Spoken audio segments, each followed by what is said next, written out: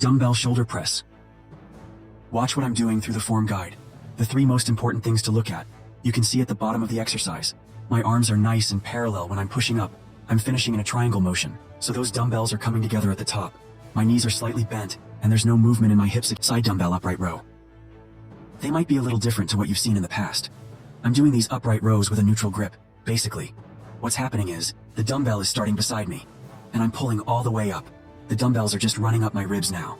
In order for me to do this, I've got to make sure that I push those elbows back, focusing on keeping the vertical lift. Dumbbell lateral raise.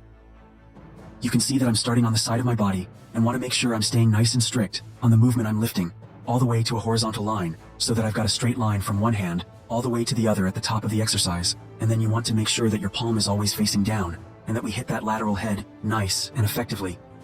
Dumbbell shrug. What I'm doing is I'm lifting my shoulders, and it's as though I'm trying to touch my ears, going all the way up, and then you can see that I'm circling back out. Now, you want to make sure that we're not doing any upright row. I'm keeping those elbows nice and still, and just working through lifting the shoulder, and then circling back out. Modified Tyson push-up. So my arms are mid-width, not wide, not narrow.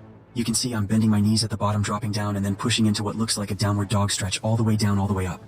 Now this exercise is a little bit more advanced. Might be a little bit tricky for you, but I want you to give it a try. You got nothing to lose. Very good for your chest, tricep, and a little bit of shoulder as well. Dumbbell fly raise.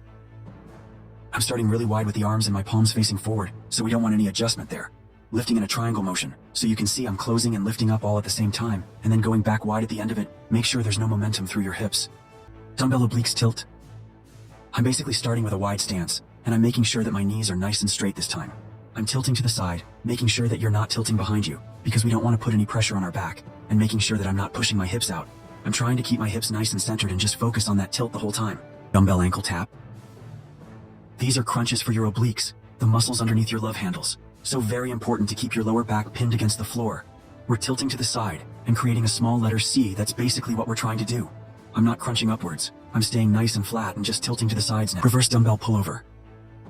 You can see that I'm starting with my arms by my side, and they're remaining parallel the whole time, and my elbows are remaining soft straight the whole time as well. So all I'm doing is I'm rotating at the shoulders, going from this horizontal position here to a vertical position there. So I'm using my biceps, shoulders, and my chest. It's a fantastic exercise, so we want to make sure that we don't go past vertical.